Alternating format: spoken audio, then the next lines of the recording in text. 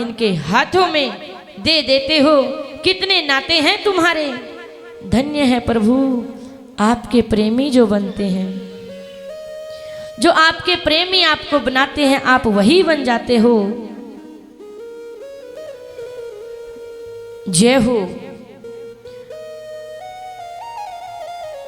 भगवान सेवक बनने को भी तैयार हैं, कोई सेवक बनाने वाला हो तो मिले। तो महाराज इस प्रकार भीष्म पितामह कृष्ण जी को देखकर उनकी लीलाओं का स्मरण कर रहे हैं। अर्जुन क्या क्या नहीं बनाया तुमने।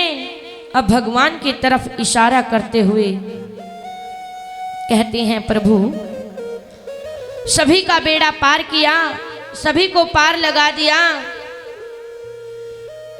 अब मेरी भी एक अंतिम इच्छा पूरी कर दो।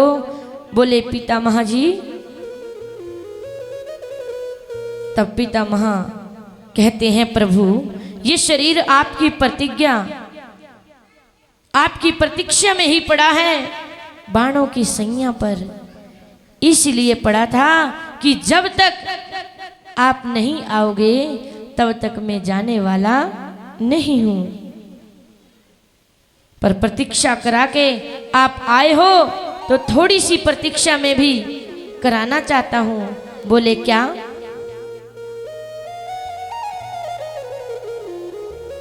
बस जब तक मेरे प्राणों का अंत ना हो जाए आप मेरे सामने यूं ही खड़े रहें,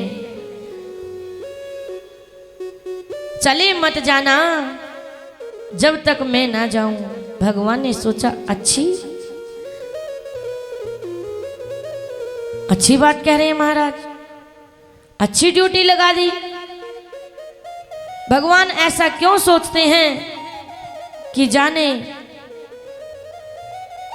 कब का मन बने पितामह को, क्योंकि पितामह को इच्छा मृत्यु का वरदान था, जो जब चाहे जा सकते थे, उनकी कोई रोक टोक नहीं थी।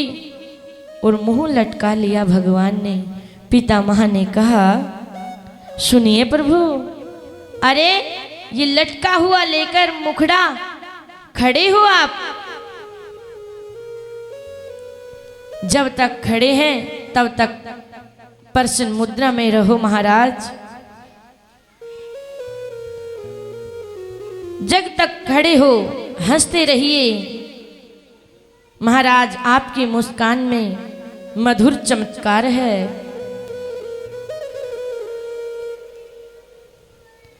भगवान की मुस्कान जिसने एक बार देख ली, मानव शोक सागर में नहीं रहता। उसके जीवन में जो शोक सागर है वह सारा दुख दूर हो जाता है, सारा सुख उसके पास आ जाता है। भगवान की मुस्कान को देखते ही खारा पानी जो भरा है वो भी मीठा हो जाता है। और महाराज पितामह बोले, प्रभु मुझे तो अभी बोलने दीजिए, फिर बोल लेना आप। बोले, अर्जुन जो तुमने आपने बाणों से इतने हजारों सैनिकों को वीर गति दी है ना, वास्तव में पता है उनको किसने मारा है? बोले, जब तो तेरे इस सारथी को देखते थे ना, तो ये उसकी तरफ थोड़ा सा मुस्कुरा देते थे, मानो उसकी चितवन अपनी ओर खींच रहे हो। और जब वो सैनिक इसकी मधुर मुस्कान को देखते हो तो अपने होश गवा बैठते। अरे देखो देखो देखो, अर्जुन का सारथी कितना सुंदर, इसके घुंघराले बाल देखो तो ओहो, मानो कई नाग गंगा की पावन धारा से नाथ रहे हैं, ऐसा लगता है। और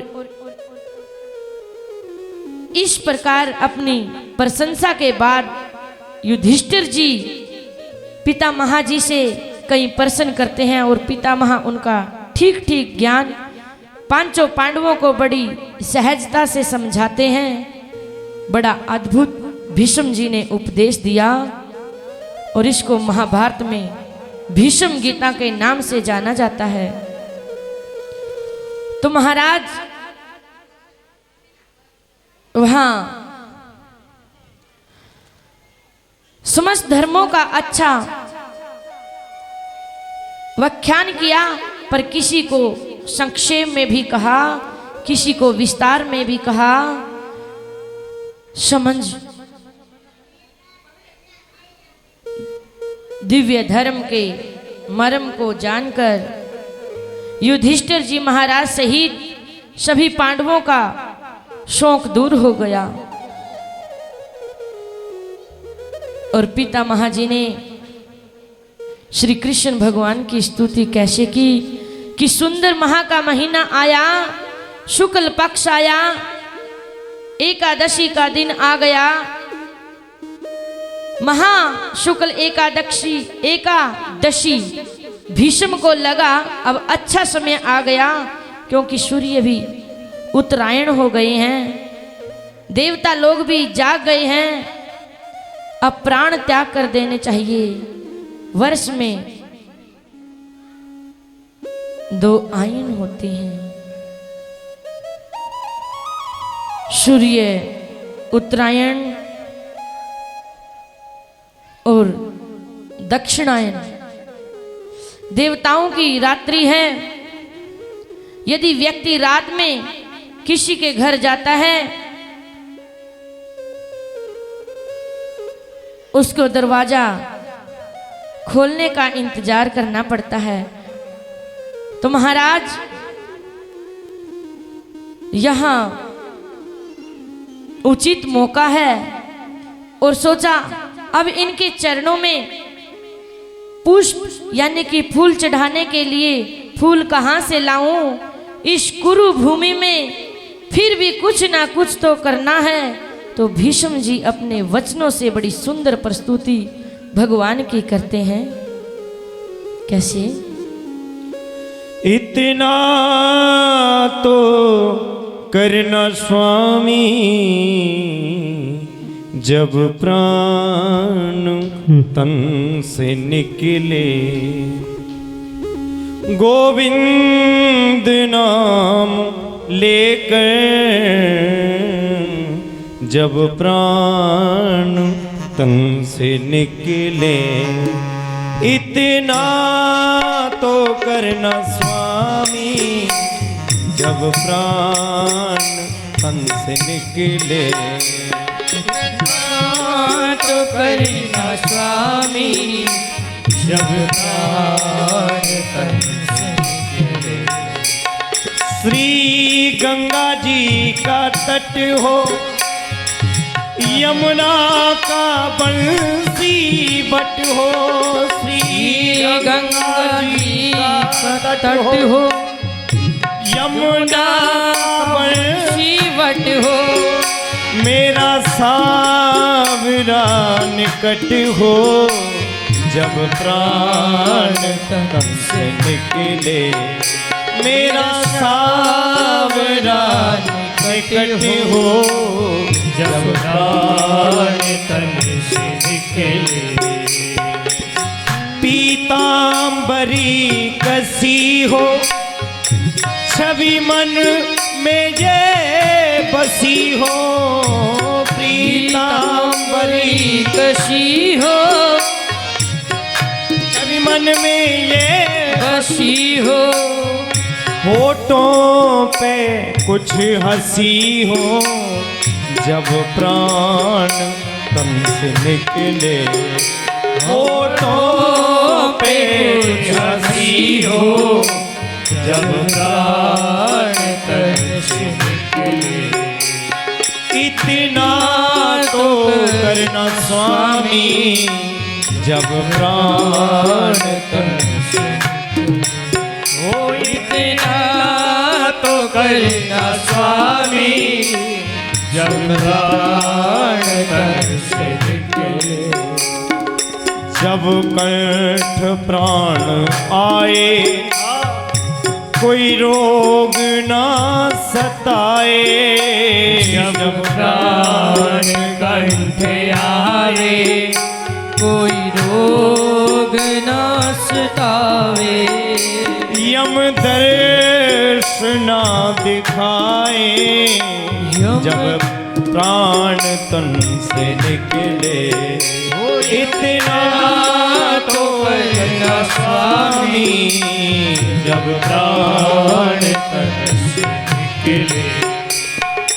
उस वक्त जल्दी आना नहीं श्याम भूल जाना। उस वक्त जल्दी आना श्याम भूल जाना। उस वक्त जल्दी आना नहीं श्याम भूल जाना। राधे को साथ लाना जब प्राण तन से निकले। ओ राधे को साथ लाना जब प्राण तन से निकले। एक भक्त की है अर्जी आगे तुम्हारी मर्जी। एक भक्त की है अर्जी आगे तुम्हारी मर्जी। एक भक्त की है आगे तुम्हारी मर्जी। गोविंद नाम लेकर जब प्राण तन से निकले। ओ गोविंद नाम लेकर जब प्राण तन से निकले। इतना तो करना स्वामी जब प्राण तन से निकले। तो महाराज ये पितामह के द्वारा बड़ी मधुर बड़ी मीठी स्तुति है। भीष्म कहते हैं, हे प्रभु, इस शरीर को छोड़ने से पहले बस एक ही छोटी सी इच्छा है।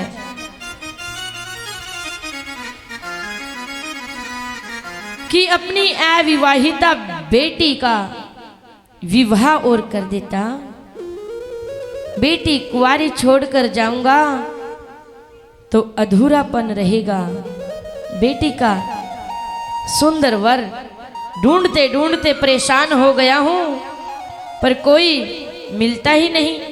प्रभु बोले, बाबा महाराज, महाराज जी, विवाह तो तुम्हारा भी नहीं हुआ, फिर ये बेटी कहां से आ गई?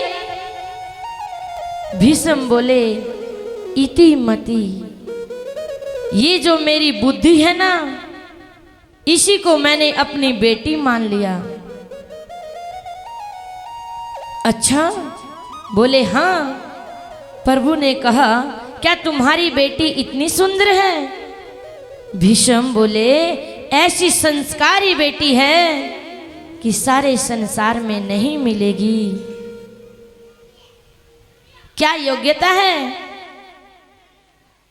महाराज बोले, मेरी मति में योग्यता है कि इसमें कोई तृष्णा नहीं, कोई इच्छा नहीं। इस संसार में कौन है जो ये तृष्णा है? इसे इसके चक्कर में घिरे हुए नहीं हैं। किसी को पुत्र की तृष्णा, किसी को धन की, किसी को सम्मान की तृष्णा, सभी को तृष्णा है, पर मेरी कोई तृष्णा नहीं है। बहुत ढूंढा पर नहीं मिला कोई वर, लेकिन अब आपको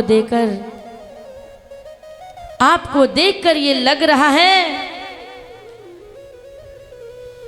कि इस निर्मल मति का पति मिल गया है। इसे स्वीकार करें। इस प्रकार प्रार्थना करके पितामह ने अपनी आत्मा उस परम तव में विलीन कर दी। यहाँ भागवत में आता है कि मरने से पहले भीष्म जी भगवान को अपनी प्रतिज्ञा तोड़ने के लिए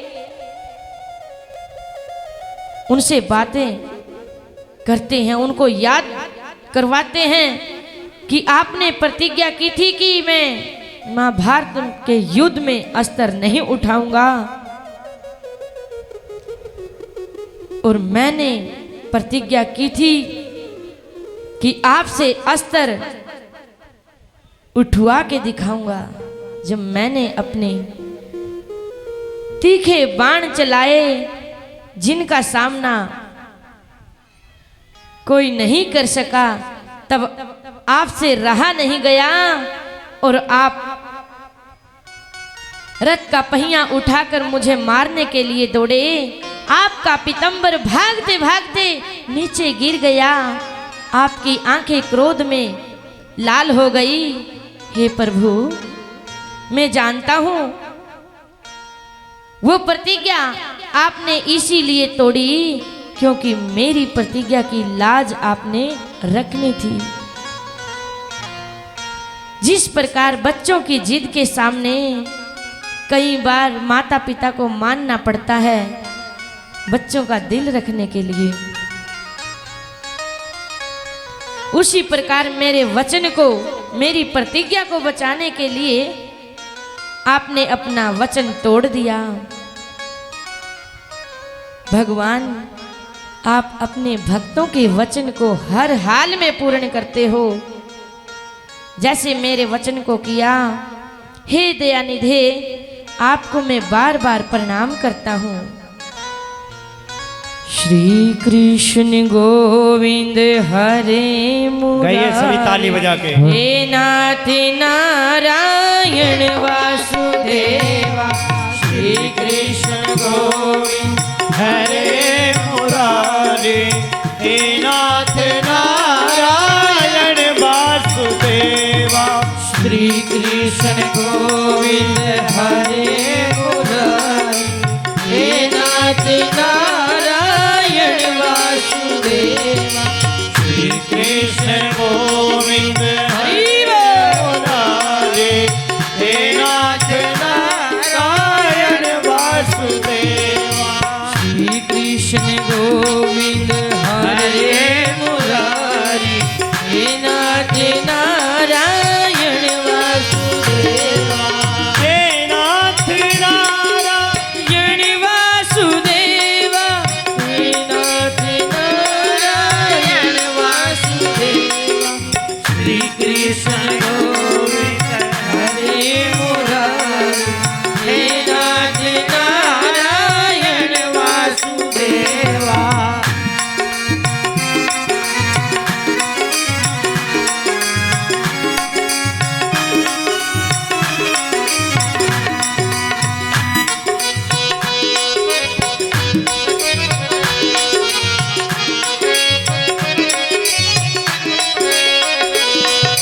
श्री कृष्ण गोविंद हरे मुरारी, हे नाथ नारायण वासुदेवा।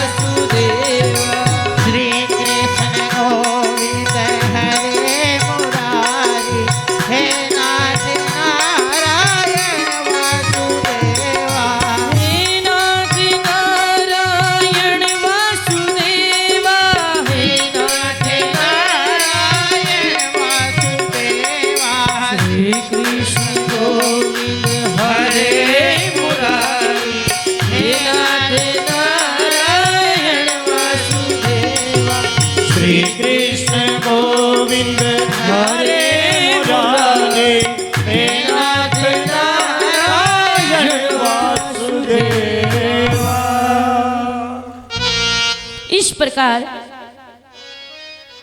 पिछले प्रसंग में श्री कृष्ण जी पांडवों का शोक पितामह से दूर करवा के भीष्म को सद्गति प्रदान करके और पुनः पांडवों से अनुमति लेकर श्री द्वारिका धाम में दोबारा चले गए। तो महाराज 88,000 सोनकादि ऋषियों ने फिर महाराज से कहा कि हे प्रभु,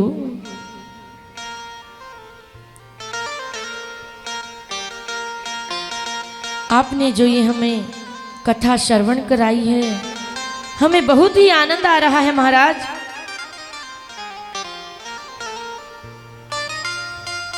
प्रभु हमें जल्दी जल्दी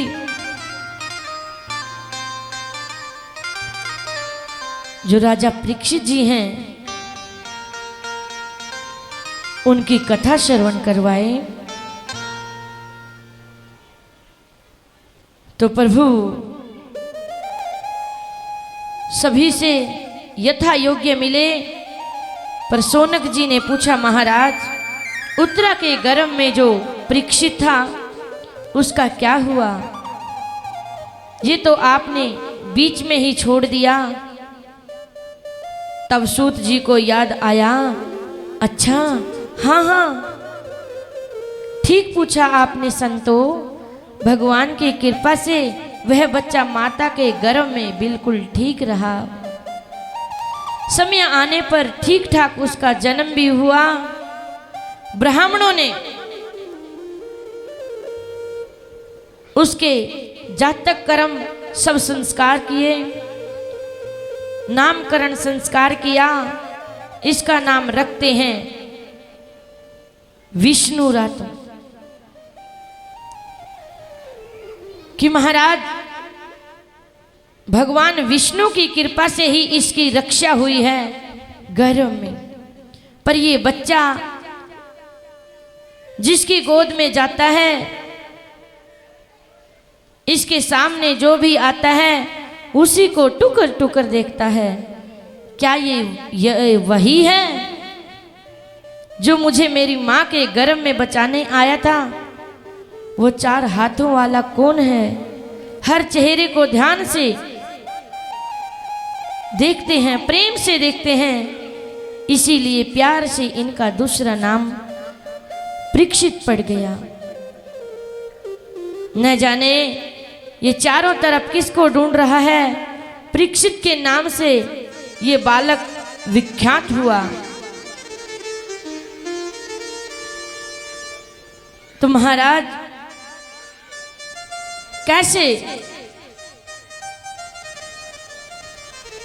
कैसे राजा परीक्षित ने राज्य मिला, ये हमें बताइए। अब महाराज परीक्षित जी ने राज्यभार संभाला। एक बार मन में आया कि चलो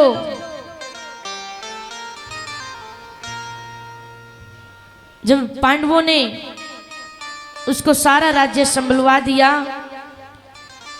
तो महाराज उनके मन में आया कि चलो प्रजा का हाल चाल जानने के लिए प्रजा का निरीक्षण किया जाए, प्रजा की क्या व्यवस्था है। जब प्रजा में घूम रहे थे तो सारी प्रजा पांडवों की प्रशंसा करती नजर आई, लेकिन एक जगह पर पड़ा अटपटा दृश्य दिखाई पड़ा। क्या देखते हैं कि एक गाय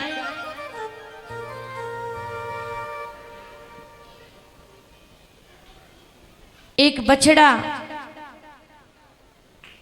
जो बैल आंसू बहाते रोते जा रहे हैं, और एक काला कलूटा निर्दयी दुष्ट उनके पीछे पड़ा हुआ उनको मार रहा है।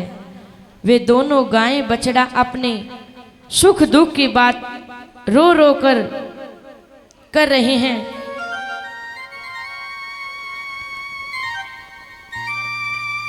बछड़ा कहता है, माँ शायद आप इसलिए रो रही हैं कि मेरे 3 पैर टूट गए।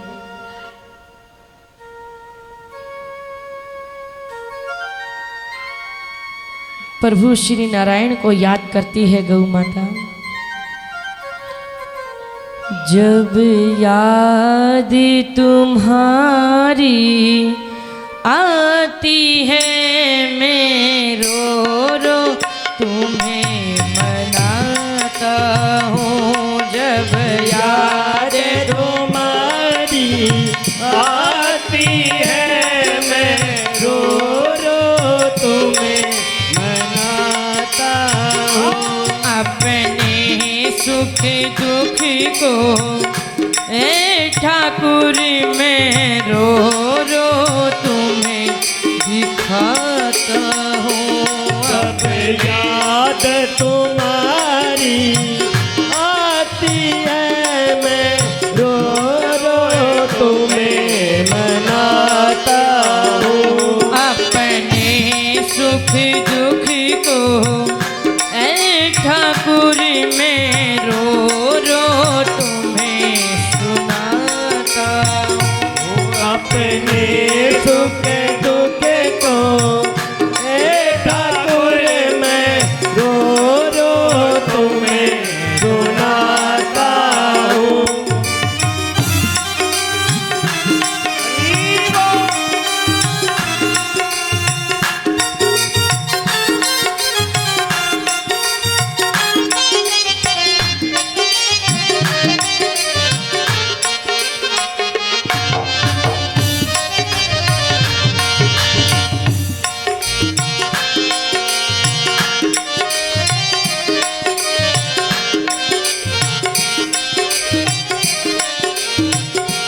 तुम मेरे हो मैं तेरा हूँ बस और नहीं कुछ याद मुझे।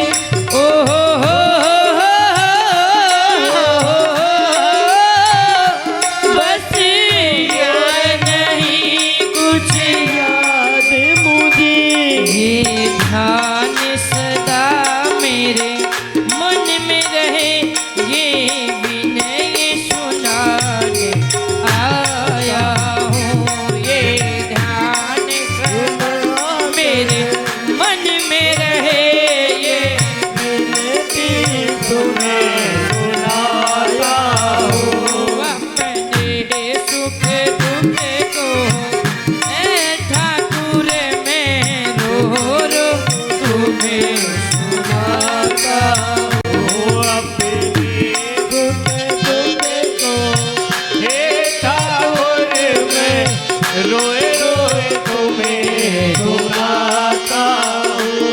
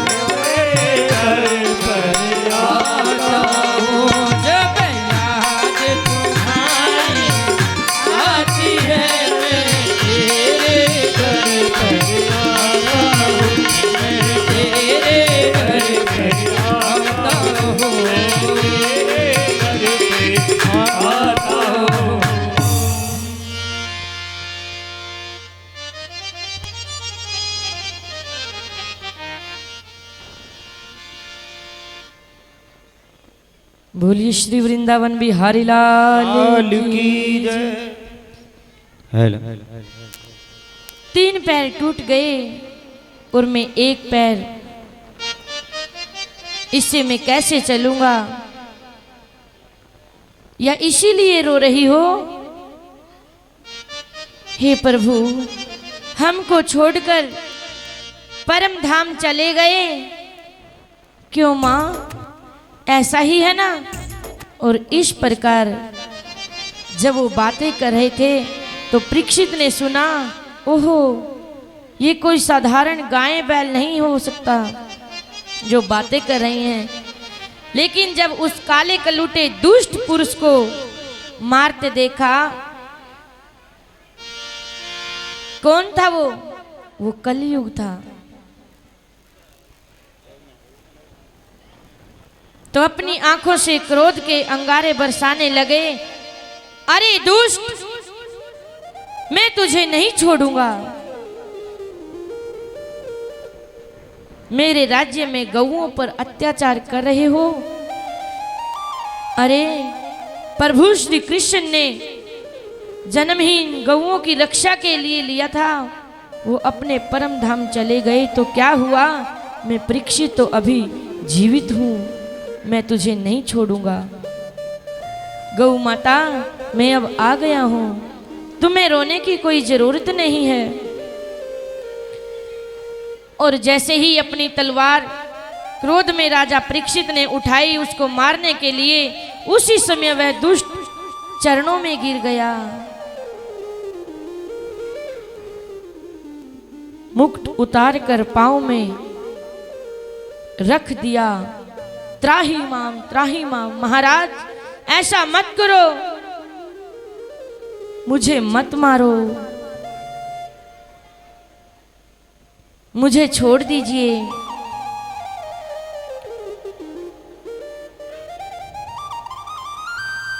और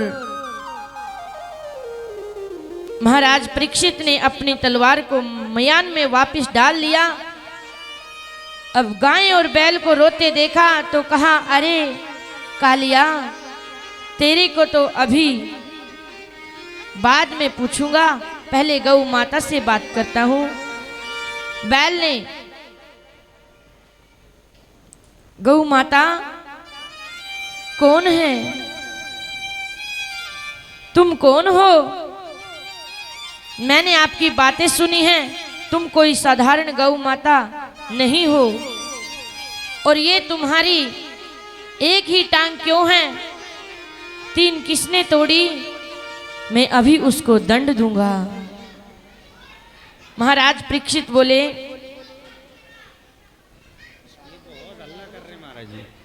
ये बच्चे बहुत हल्ला कर रहे हैं भाई, इन्हें पीछे बैठाओ। बताओ मेरे को। बैल बोला, महाराज, मैं अपने दुख का हेतु किसे मानूं? कुछ लोग कहते हैं कि जैसा कर्म करोगे वैसा फल मिलेगा, कर्म ही सुख दुख का कारण है। कुछ लोग कहते हैं भाई, ईश्वर की इच्छा से ये फल तुम्हें मिलता है, जैसा कर्म करोगे वैसा ही फल मिलता है, भगवान की इच्छा से ही सब कुछ होता है। कुछ लोग कहते हैं समय का चक्र है, ग्रहों की गति है, जैसी आ जाए, अच्छे ग्रह आ जाए तो ठीक चलता है, और यदि प्रतिकूल ग्रह आ जाए तो समय सही नहीं चलता। इसलिए मेरी समझ में नहीं आता।